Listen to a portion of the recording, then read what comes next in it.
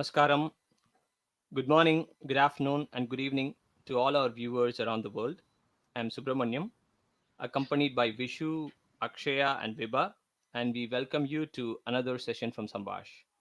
Sambash is an open community of like minded Indians from different spheres of life, from IT to accounting, students to professors to retired seniors living in Europe. We come together to discuss the real Indian cash culture, art, societal issues, and history. We help our followers develop a better understanding of Indian culture, and today we have a couple of Indian families from Sambash to discuss about bringing up kids in Europe. Most of the Indian parents in Europe are worried about their kid growing in a different culture.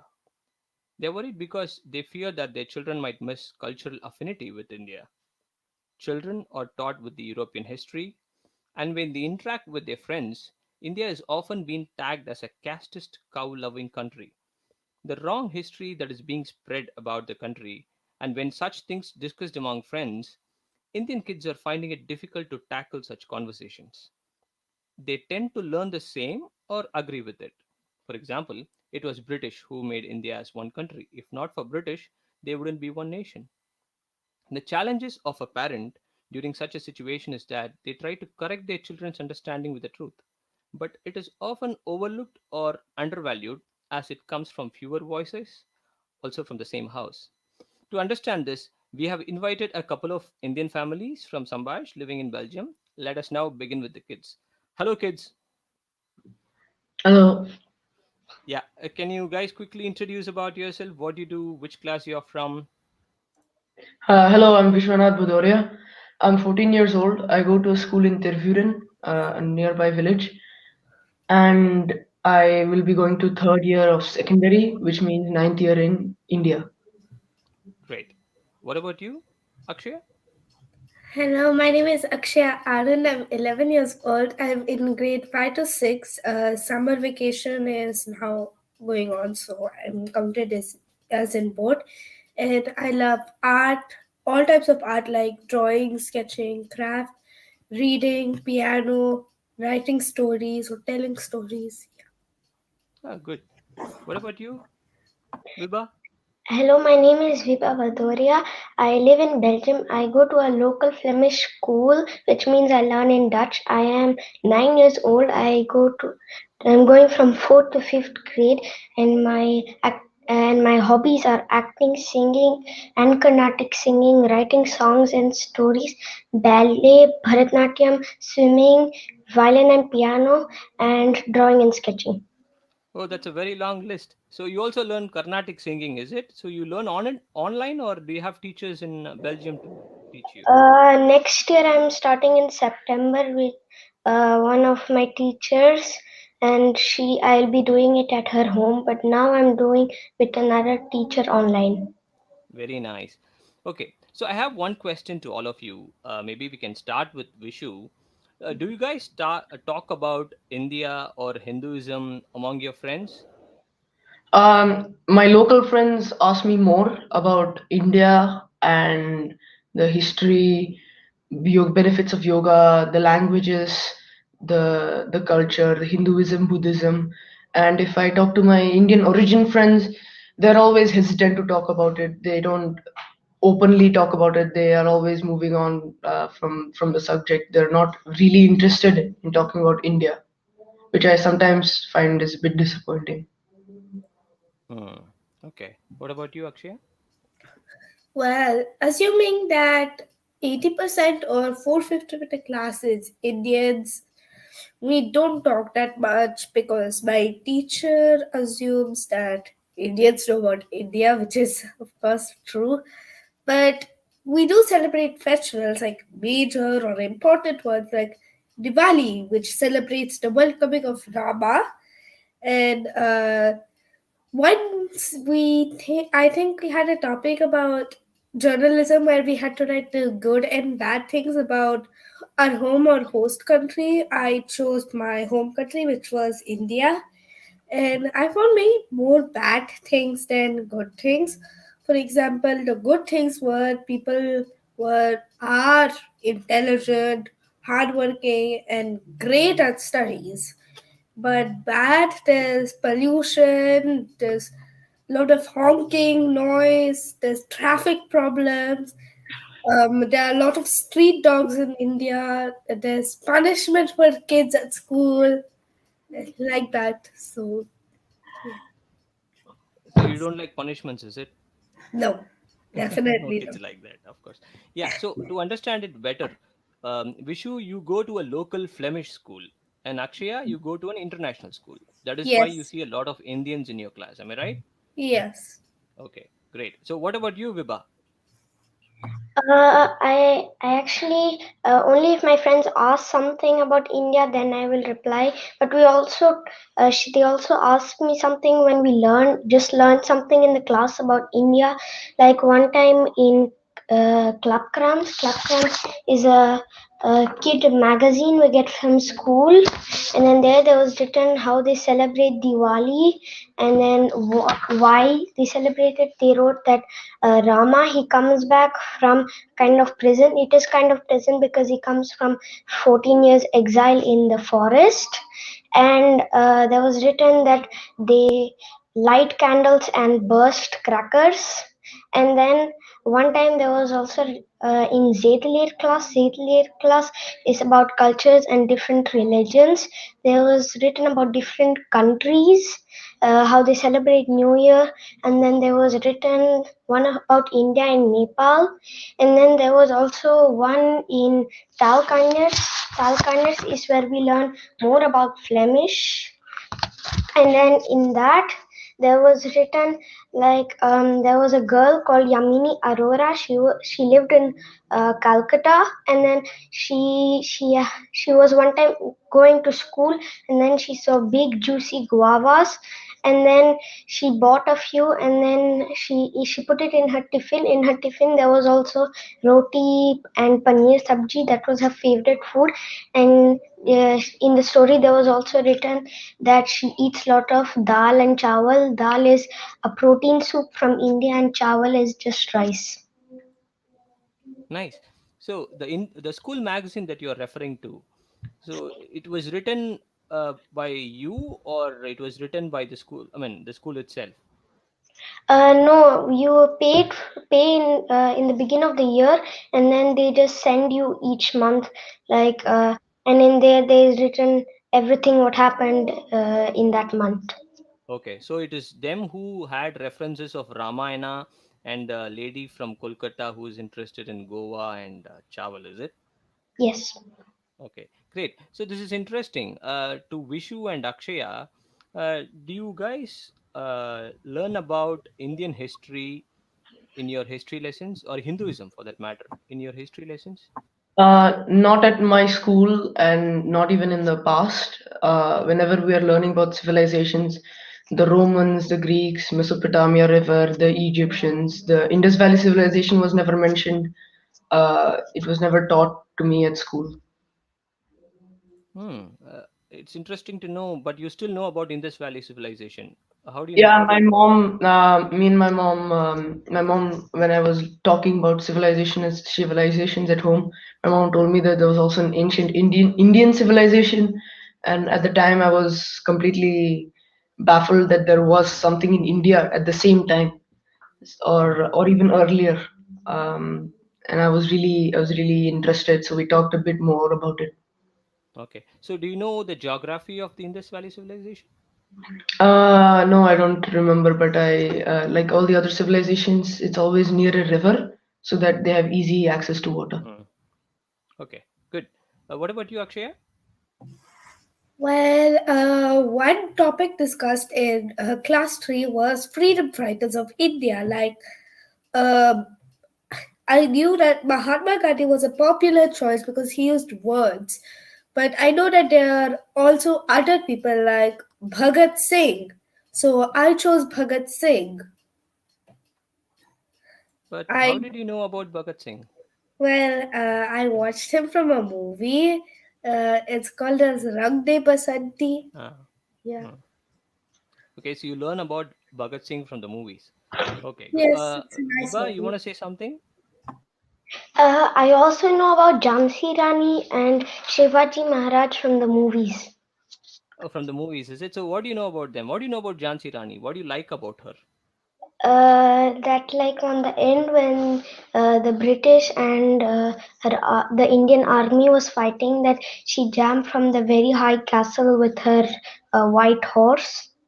And I know about Shivaji Maharaj because one of my favorite characters is Tanaji, and I even one time called one of my teddies Tanaji. This one. Oh, that's your Tanaji, is it? Okay, great. Thank you so much, Kit. Thank you for your patience and explain, giving answers to all the questions that I said. I want to go to parents now. Thank you so much, parents, because you guys have been trying to explain all the Indian related questions to your kids. Kudos to you guys. Welcome, Kritika ji and Kanaga ji. Thank you, Subhuji.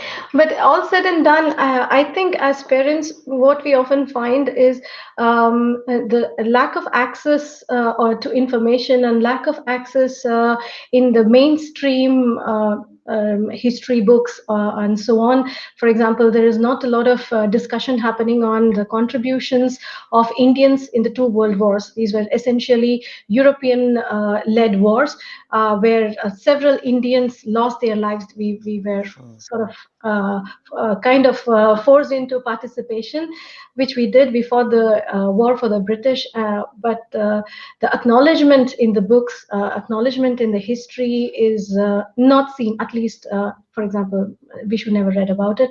And Viva, did you read about that Indians were there in the World Wars? No. So you see, I so think Vishu has a point here. Do you say yes. something, Vishu? That is true. Whenever we're talking about struggle, it's always a black freedom struggle, and Nelson Mandela is always mentioned. Not even Gandhi, who started the non-violence protest, which Mandela also tried to do. Eventually, he had to revert to violence, but still, there's no mention of Gandhi. And I had to learn about it via Mama and internet. Okay, but have you ever asked your teacher about why don't we have Indian history in our lessons? Uh, my teacher has given me a simple answer. It's going to be kind of hard for them to implement it into the education system because it'll take so much work, and they're kind of, I don't know how to say this, but they don't want to do it because a lot of kids have learned history that the Europeans were always in the beginning. The Mesopotamia river was there in the beginning. They were the first civilization. So if you out of nowhere drop this, they say that like the children will get confused, the students will get confused. It'll be a weird situation, but I think they should still do it nevertheless because it's still not really, it's not really fair if you just want to exclude one whole civilization. It's not like you can just delete that one part of history because it exists, it's there in India. So it's not like you can just Yeah, remove it. yeah, you're right, but I think it also depends upon the diversity of the number of students from which part of the world they all come from. Anyway, I'm not sure about that. Let me come to Kanagaji. Um, Kanagaji, do you think it is possible to continue the tradition or culture for that matter, even if a child is brought up outside India? I think it's a bit challenging because Hinduism is basically learn by example. Yeah, it's a way of living. It's not something that is enforced on people. So in India, it is quite easy because we follow all those traditions at our home, as well as we see people around following the same. So it's easy for the kids to relate to.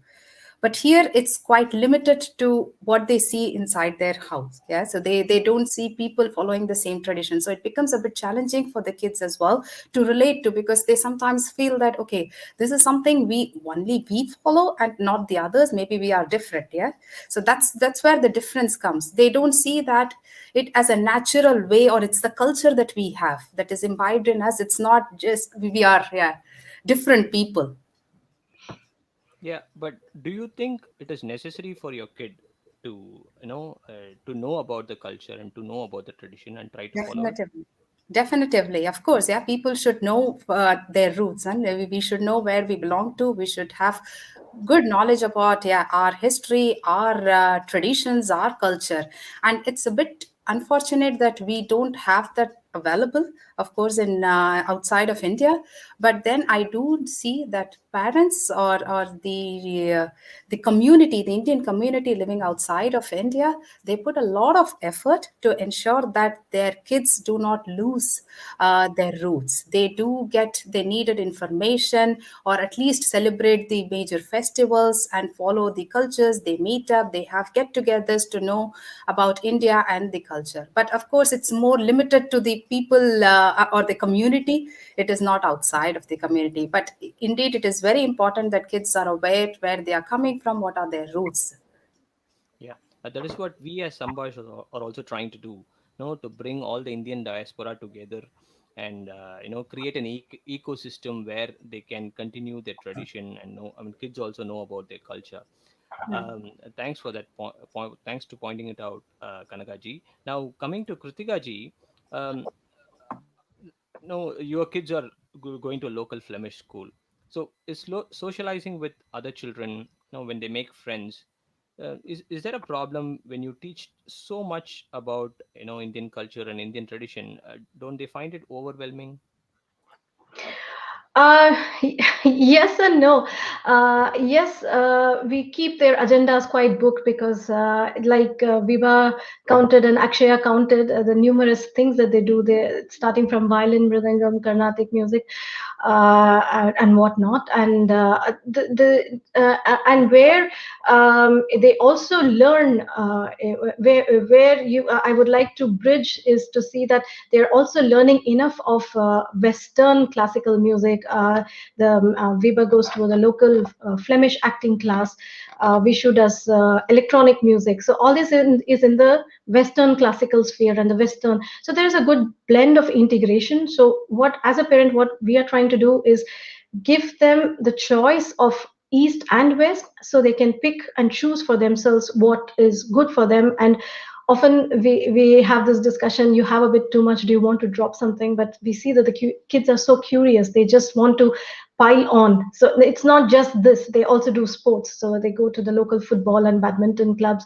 Also Akshaya, I know that. So she's learning martial arts. I think all these kids are learning both the local as well as the Indian stuff. But it's just not enough. If you see what we have in the Indic studies or the Vedic studies, it's just an ocean. And even for us as parents, we are now learning Bhagavad Gita, Kanagaji's husband and me, and then Kanagaji is learning Tirupugar. So it's a constant learning that we all have to do. So it's not something in India's education and India's traditional studies is so vast. It takes it'll take many lifetimes to master. So I think in this lifetime, what I would like to do is at least get my kids the sources where at least they get to see the vast ocean. And if they manage to just skim the titles in this lifetime, it would be a great thing, won't it be? What do you think, Of Subhaji? course, no, you look like an inspiration, like how you want your kids to know about, or to keep updated about India, and to not staying far away from home. It is not so easy to, as Kanagaji said, it is not so easy to let the kid know about the tradition. Only when an entire street is celebrating Diwali, the kid will automatically understand about Diwali, right? Here you have to explain even about Deepavali. I understand your concern. So, in line to that, we have a very two special guests in our show today, who's been conducting different courses about Indian civilization that tries to resolve the concerns that we have been discussing with these parents. Bharat Gyan has been reaching out to people within India and across the globe through various mediums such as Indian civilization courses, exploring Hinduism for teens and parents. This is one such course which is starting next week, especially for the Europe and Australian diaspora, if I'm not wrong. So let me now take this opportunity to welcome TK Hari and Dr. TK Hema Hari. Namaskaram, Vanakkam. Namaste, namaskaram, vanakkam. Thank you so much for joining our show. It is a great honor for us.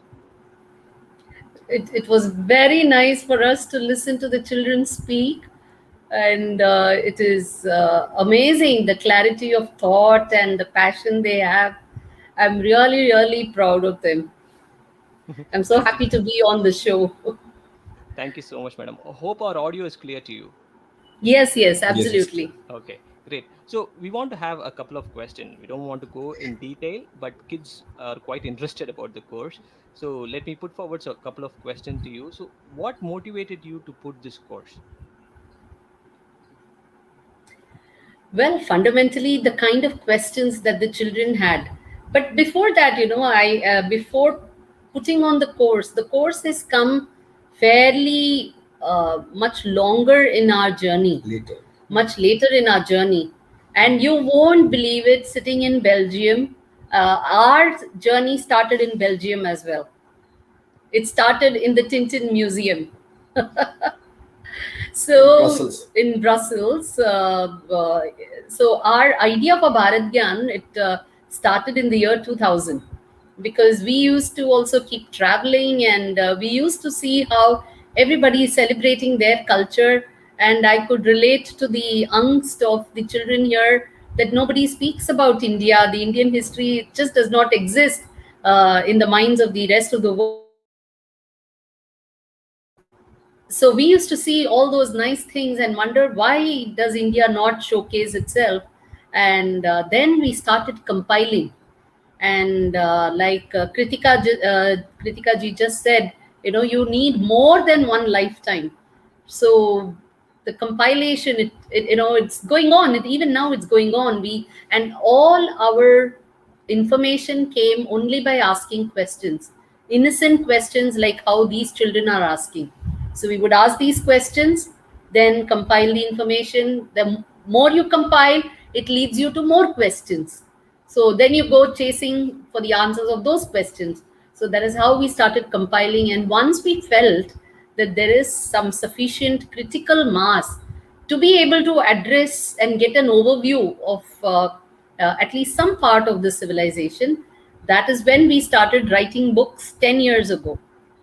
And then after we had written sufficient amount of books, then now we have for the last 3-4 years we have embarked on courses, and so that even during the course we have something to give you to read, to see, to watch in the form of short films and all of that. So it has been a fairly long journey, it will be a longer journey, and but I'll tell you something, it is a wonderful journey. It is a journey that will make you really proud. It will make you feel, yes, you are very different, you're very blessed. At the same time, you're also part of the whole world as well. You're actually very fortunate. That is what it will make you feel, that you're getting the best of both worlds. Yeah. So that is something that you will realize when you get to know about your civilization. Yeah, giving this access of information to a lot of people, I think that is a great dharma. So thank you so much, and best wishes to your work, pronounced Thank your work, you. to be honest. Thank you. Uh, we have a question like, why is this course only for teens and adults? We can see, more excitement from kids like Viba, who's been constantly asking question whenever we have questions related to Indian civilization, any topic, even if we do it in person, right? When we discuss among families, Viba always pops up. So even she has a similar question like this: why is it only for teens and adults? The teens, aspiring teens, and all the way up to parents and grandparents. The idea is that when people have this inquisitiveness, they are welcome to sit along with the parents and even grandparents.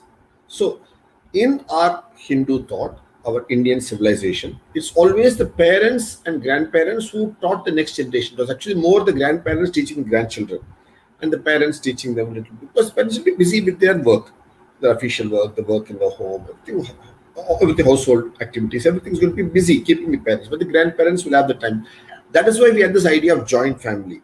Now, people living in different parts of the world, this joint family thing has sort of spread. But now with coming of the online, they can again connect back with the grandparents wherever they are and spend half an hour or 1 hour a day talking to them, whichever part of the world they are. So this is actually bringing us back in a way, in a virtual mode. So the idea is to have, and the idea is to share this, because as the youngsters here just said, Vishu and others said, there is insufficient talk about our civilization or about our religion or our background, our culture, roots, even within the home and outside in the social community. The idea here is to give it points, infuse the idea of questioning among the youngsters and also the parents, so they can in turn go talk among the family. Because when you have your lunch, your dinner, your evening snack, your cup of tea or your warm drink, then you can sit and discuss as to different aspects, and you can iterate, and there should be a place for you to go to if there are certain doubts. So that is why we have our website called bharatgyan.com, in which a lot of these questions have been asked and answered, and a lot of books, short films, mini books, articles, larger books, all that is available to use based on this. And it's all very easy, reader friendly, easy, with very simple English, where an early teen can easily understand. That sort of language are used with a lot of pictures, captions, and a lot of headlines, etc. You don't have to read the full book end to end. You can open the book anywhere and read. We've created the works like that, so it's easy. Any article you can open, read anything. For example, when you talk about Gandhi, you can read about that, or Nelson Mandela, or Subhash Chandra Bose, each one of them. Simple article, just 2-3 pages for you to read, where they connect with the Indian civilization. Each aspect we can take up and read. For example, if you take up Antwerp, diamonds, something true for diamonds. What is there about diamonds in India? So there's an article about, there's a short film about that. Like that, you can connect each aspect. There's a short film on that, 2-3 minute on diamonds. How India is the home to diamonds, like that. You take each aspect, we deal with that. Actually, to add further to your question about why not preteens, it is not to say no preteens. The fact is, if you are attending independently, then somebody at least with the level of maturity of a teens is recommended. But if you remember, in our civilization, it is always parents have gone to attend, in Tamil we call it Katha Kalakshepam. So, and it is often the child who comes and who is, kind of resting its head on the parent's lap and kind of, in a semi-conscious state, listening to the whole thing going around. So the children are free to attend with their parents. But if you are like attending independently, then you need the maturity of a teenager. But children are free to sit with their parents and also imbibe all this knowledge. In fact, most of mine has come, I remember going with my mother to the temple in the evenings, and then just listening for some time. After that, you start yawning and everything. Then slowly you eventually slide onto your mother's lap, put your head there and stretch your feet and listen. So you can feel free, and very fortunately, it is a home environment, so you can sit comfortably. The child can be comfortable with the parent and learn. It is just that if you are independent, then you get a separate ID and you can answer the quizzes by yourself and things like that. So the parent can answer the quiz for the preteen, and also more importantly, it helps discussion among the children, among the parents and children and grandparents. They can involve the grandparents in the other part of the world as well. So we'll be happy to see Vibha attending, definitely. And I can see she is a lot more mature. I mean, look at her string of accomplishments. I mean, she's already learning so many things, so many arts. And Akshay, welcome. Certainly, yes, welcome. Akshay, yes. So when you mentioned about, Akshay, I don't know if she's, I think she's also pre-teens, right? Yeah, she's going to be a teen next year. Yes. So you're all welcome, please. Yeah, they are excited. They are excited to join the course. I'm sure about that. When we discussed about when we shared the course article to them, can you hear me? Yeah. Little closer, please. Yeah. Can you hear me now? Is it okay? Yes, much better. Okay. So whenever we shared the course content to them, they are pretty excited. Even Vishu is excited to know about Panchang, astrology. You are also touching Ramayana and Mahabharata. A few of the kids are already going to Ramayana classes as well. A few of the kids are also going to Ramayana classes as well. So Yes. Yes. yeah, so they're pretty much excited. So it is not that teens and parents should sit together, or is it independent, like you mentioned? Anyway, the choice is of that family to decide. Hmm. Hmm. Okay, great. So very nice, sir. Thank you so much for joining the joining for the show in a short time. Vibha, do you have any questions to Dr. DK Hari or Dr. DK Hemaji? Yeah, Yes. Vishu, please go ahead. Yes. Yeah, Yes. yeah. You, You can do like this. why one question? Yeah, please go ahead. So I have a question. There are a lot of popular sages like Vyasa, Valmiki. Let's take Valmiki for example. He did a great job at documenting the Ramayana and the whole story around Rama. Then why is it that he Valmiki only worked on the Ramayana? Then why is it that he got out of the, because in Hinduism we believe that when you die you come back to learn more, and depending on how you lived your previous life, your next life will be decided. Then how is it possible that like my mom said, it'll take lifetimes to master everything?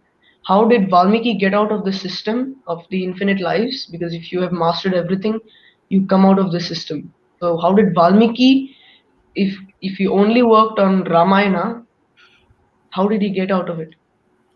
Good question. Vishu, I'm glad you asked this question. See, look at the word Valmiki itself. Actually, the word Valmiki means an ant hill. He's taken the name Valmiki. His actual name is Acharya Ratnakar. Siddhanam? Okay? Ratnakar. Ratna. Ratna means gem. Belgium is famous for gems, right? Mhm. So Acharya, that's his name, Ratnakar. And very interestingly, do you know what he was before he became an author of Ramayana? No? He was a highway robber. A forest highway robber. Forest highway robber. And when he got the realization, there's a story. We have written about that in our book, Historical Drama. You can read it. So that's when he got the realization, became a scholar, an author. Okay, and he is called the Adi Kavi, the first poet in Sanskrit language. A lot of poetry you must have read in your school, a lot of poems. And poems have been written for 100, 200, 300, 400, 500 years, right? Even Shakespeare was a poet. Many people are poets. Milton, Keynes, Wordsworth, in English language, there are so many poets. But much before all that, probably about 7,000 years back, 7,100 years back, we had Valmiki, Acharya Ratnakar, whom is respectfully called as Rishi Ratnakar. So we call him with respect Valmiki. He is considered Adi Kavi. And the why is Adi Kavi is also written in our article, in our work on Sanskrit. Please read it. Okay, or your mother will read it out for you. You can also read it for all of you. One. And the other point is, see, there's so much knowledge in the world. So much knowledge. I'm sure you've heard of a Tamil poet called Avayar. I'm sure all of you would have heard. She wrote something called Atichudi about all the string of alphabets. Okay, in that, I'm sure you'd have come across all this. Please look it up, talk to your parents, they will show it to you. There she makes a very nice statement, Kattradu kaiman alavu, kalladadu ulagalavu. Meaning, what you have learned in all your life is just a handful of sand. What you're yet to learn is as large as this globe. How much sand is there in this globe? So much of soil is there in the globe. But all your life you have learned is only a handful of soil, right? So that's what she is. So however knowledgeable you are, how much you learn, you still learn only that minuscule bit. There's so much to learn. If you learn physics, you can learn chemistry. If you learn chemistry, you can learn Itihasa, Purana. You can learn about Taoism. You can learn Buddhism, Jainism. There's so much physics, Sankhya, yoga, so many subjects, hundreds and thousands of subjects you can read. You can't read everything in one lifetime. Impossible. So the idea is that to relish knowledge. And what does the word Bharat mean? Which is what we discussed in the course. Ba means light. Bhaskara, Bhanumati. Rata. one who relishes knowledge. So Bharata is a land where people relish knowledge. That is why you are born, reborn repeatedly to relish knowledge. No other country in the world calls itself a land of knowledge. No other people in the world call themselves as people who relish knowledge. That is why you are reborn in multiple ways to relish multiple knowledges. One life you can be a chemist, another life you can be physics, another life you can be a biologist, another life you can be some other knowledge. But in yoga, Sankhya, Vaisheshika, anything, right? Any subject, there are thousands of subjects. Each is a Shastra, each is a science. You can relish 2-3 sciences, 5 sciences. The way you see your sister is learning so many subjects, she is relishing all the subjects. That is called relish. Okay, that is the idea. See, the other point you said, like, he only wrote Ramayana, and how come he didn't have rebirths, right? The fact is, it's because he was so realized that he could write Ramayana. See, for us, we have to read his Ramayana, and that alone actually is enough. If you just say the word Ram itself, Rama, Rama, sincerely, that itself is enough. But imagine, he composed and authored the Ramayana. So that means he was already very well realized, highly realized, to have been able to write about the Ramayana. Because in Ramayana, sitting in one place, wherever he sat and wrote, at the foothills of Himalaya, he has been able to describe the geography of the entire subcontinent of India. He has been able to describe the geography of Lanka, the botany of all these places, what kind of trees. They're all very correct. So many thousands of years ago, we will see in the course as to how many thousand years ago, how can we say this many thousands of years ago. But sitting somewhere remote so many thousand years ago, he's been able to accurately describe. That means what? He had lot of other powers. His mind was that much developed. So, you know what? You use the word rishi, right? You said sages. In our civilization, you know what is the word for a sage? He is called rishi. Okay, he or she. There are also she's who are rishi. Rishika, And they are also called drishta. There is a word for them which means drishta. What does drishta mean? Does anybody know the meaning of the word drishti? The Indian word drishti. Do you know of any girls who are called drishti? Okay, drishti means sight. Okay, sight. So drishta means somebody who has seen something. So what did all these rishi, or the drishta as they are called, what did they see? They saw. So very specifically, they don't say that they are realized souls. They call them as people who saw something and therefore wrote or composed the Veda. So the people who composed the Veda were all called drishta. And what did they see? They saw all the sciences itself in the nature. They could see nature. They could see the principles in nature, the laws of nature. So they could see far beyond what the eyes can see. They saw with their minds and hearts as well. So that is why they are all called drishta. And interestingly, English, the word for them is very nice. It matches it very well. They call them, do you know another word for sage? Yes, Akshaya?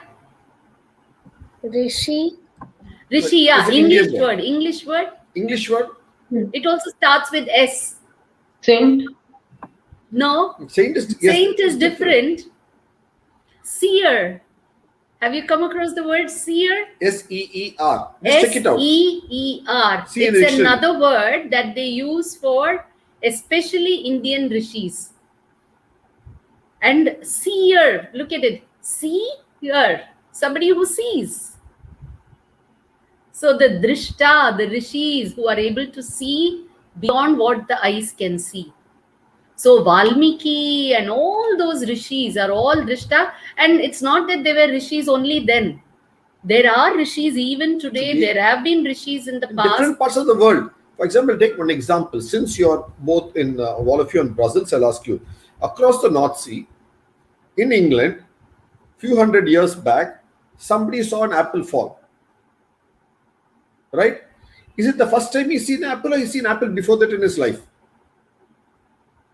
He has seen apple many times in his life. He would have seen apple even as a child falling down from tree. Who was this person? Newton. Isaac Yeah. Newton. So what did he do? So he questioned it then. Can he look for answers in the process? Whether it's apple or mango or a berry or some other fruit, doesn't matter. The point is what he started looking at the process. So he came up, he explained the process and gave it a name. Okay? The why he gave it the name, all that we'll discuss in the course. It's got a very strong Indian connect. And how, Adi Shankara has spoken about gravity, Gurutva, we'll see that in the course as we do the course. But the point is what? So there's people who know how to question. See, there are many types of questioning. One is called tarka, discuss, question. Okay, the another thing, when you want to question only to negate somebody, not ask a fair question, it's called kutarka. I'm sure you may have your parents would be aware of the word kutarka. So you are asking question, but like that. Whereas when you ask tarka, that is your argument, your discussion is to learn, then you are that much better off. You get it? So like that, you should have the idea of questions. See, Buddha asked questions. How did Bhagavad Gita come up in the first place? All of you have heard of Bhagavad Gita. How did it come about? Did Krishna suddenly one day morning get up and start saying the Bhagavad Gita? No. Why did he say Bhagavad Gita? Yeah, tell me, Akshay. Tell me. Well, as far as I know, there was this war of Kurukshetra called as Mahabharata. So Bhagavad Gita is basically recounting the first of Mahabharata, what Krishna told to Arjun. Arjuna asked questions to which Krishna answered. So first, what came first? The question. From the question came the answer of Bhagavad Gita. Yes, Vibha. Can I also ask a question? Of course you Of can. course. Any number of questions.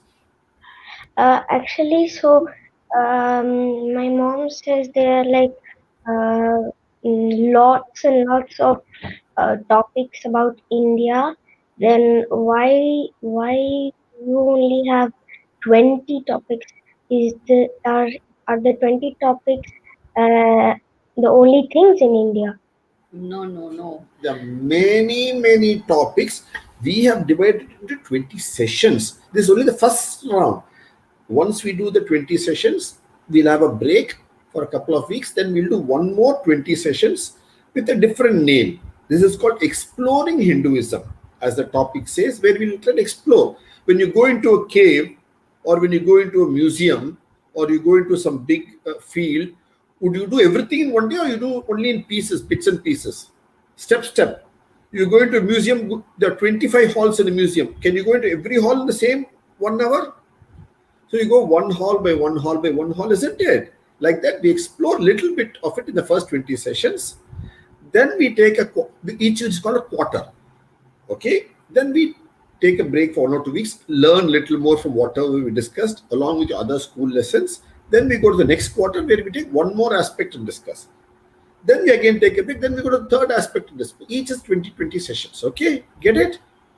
And after some time, you yourself will be able to learn. You don't need to sit in sessions like this. You can yourself pick up a book and you will learn. That's what we want to guide you towards. Okay? And then you can teach others in your school, in your friend circle, in your social circle. You can teach everybody. There's never an end to learning. Yeah, thank you so much, Hariji and Hemaji, because you already gave a gist of how the course would look like. Both parents and kids, they're all interested to listen to you. You're explaining it so well. Even I'm very curious to know about it. Though I have a very small daughter, I would like to join.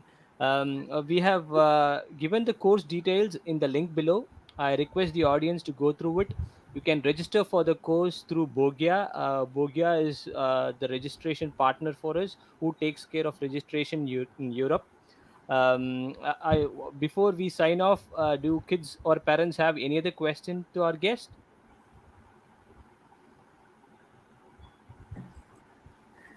Yeah, maybe a quick one here. Yeah, Yeah, go ahead, Yes, Purnima ji. Kanakaji, yes. yeah. When you were detailing about the course, you talked about the importance of having the discussion, asking questions. What are the challenges that you face conducting such kind of course online instead of in classroom? Because the personal touch is not there. It's more like, okay, people are doing it from their home. It's not going to be same. So what Yes. challenges do you think? Actually, we find these online courses in a way even more personal compared to a classroom, because you are relaxed, I am relaxed, and your face is much closer than in a class. And and in a way, I find this is kind of building in an environment of uh, freedom, more free, more less formal. It's more informal, and that encourages interactions in a way. So we have not found it limiting in that sense. It is fairly kind of similar to an online class. Uh, I would think that this has been quite effective. It's Okay. been pan global now. So earlier you had a class only in a geography. You had to sit in one place. Everybody has the teacher has to come there, students have to come there. Then we have a formal thing. We're here so relaxed, informal. You can put up questions in the chat box parallel. You can ask questions. You don't ask questions.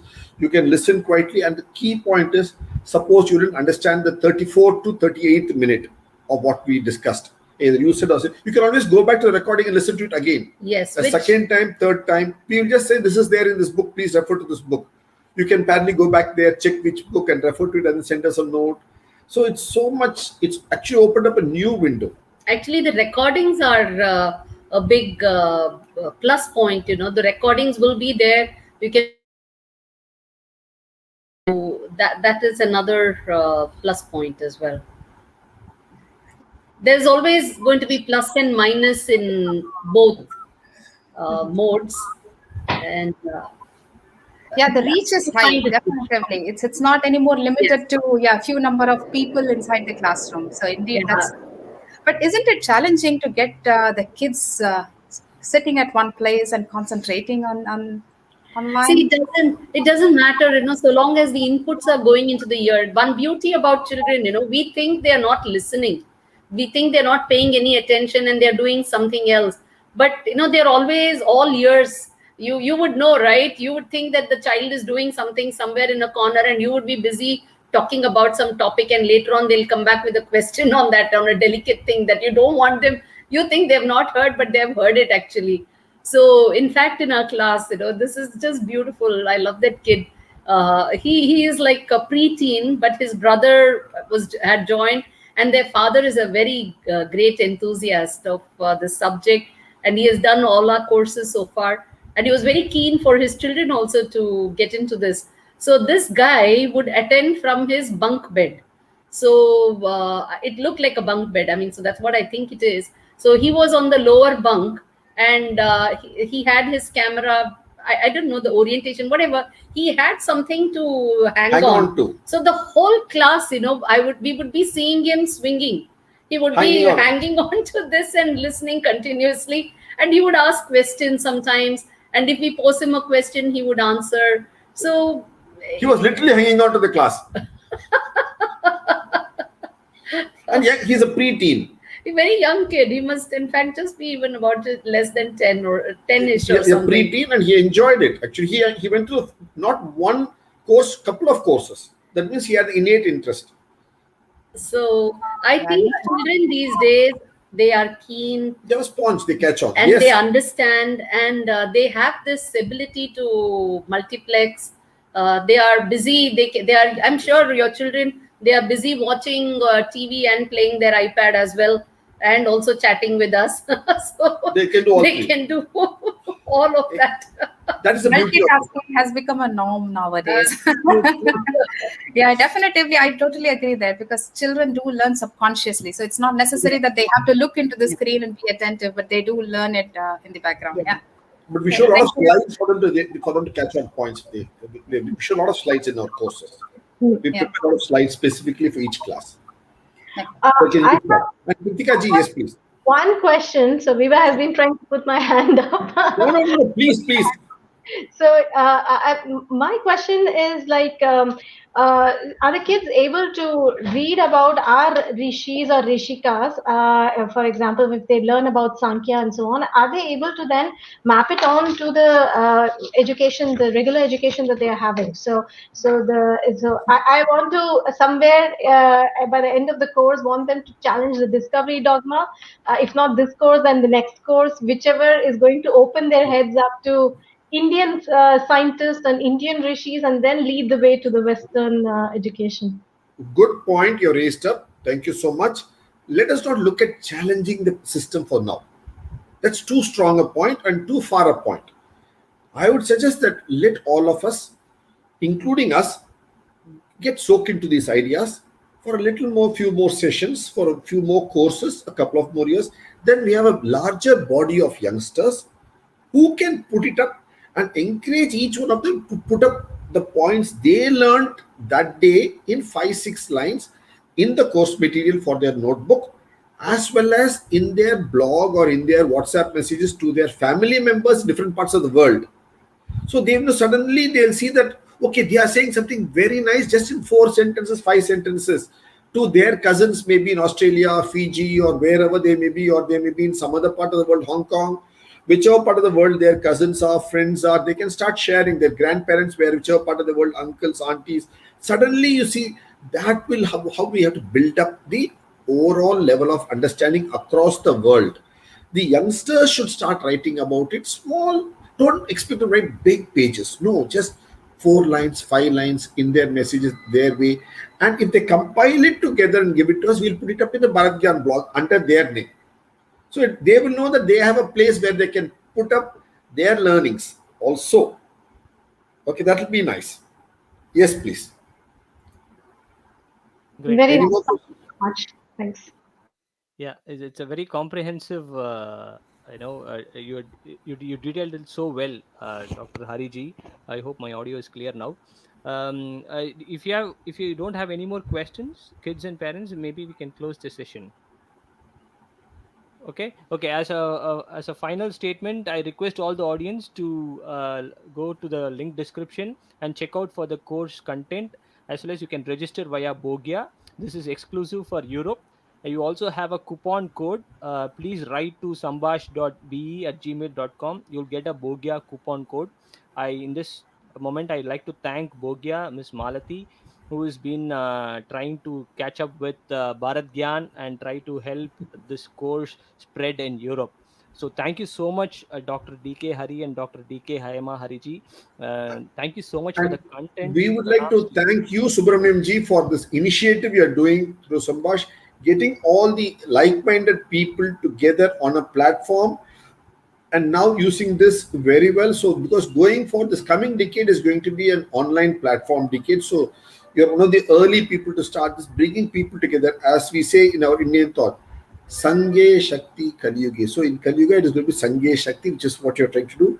Bring more and more people onto the platform. So Europe is an area, it's a wonderful area, it's a beautiful continent where we have to bring our dharmic thoughts forward and share it as a civilization in which you enrich the European civilization with the dharmic thoughts. And I would like to thank all these youngsters as well, because they are the last mile connectors. Yeah. They are literally, I mean, we are sitting here and we are going to be transmitting. It's a relay race. So we are going to pass on the baton to you, and you are the last mile connector. So when you go to your Flemish school, you can talk about India to your friends in class and so on. So you are literally the ambassador who is actually going to talk about India. So it's all thanks to you. So when the world knows about India, it will be through your mouths, through Absolutely. what you have seen, your eyes. Okay. So we have to Okay. thank you, and we You are the look brand forward. Bharat. You are the brand Bharat. We really look forward to sharing all that we have with all of you. Definitely, sir. Definitely, ma'am. Thank you Thank so much once again. So let thank me you. now invite one of the ambassadors of the brand Bharat, Akshaya, to close the session with the Shanti Mantra. Oh, wonderful. Asato ma satkamaya tamaso ma jyotirgamaya mrityorma amritam gamaya Om Shanti Shanti Shanti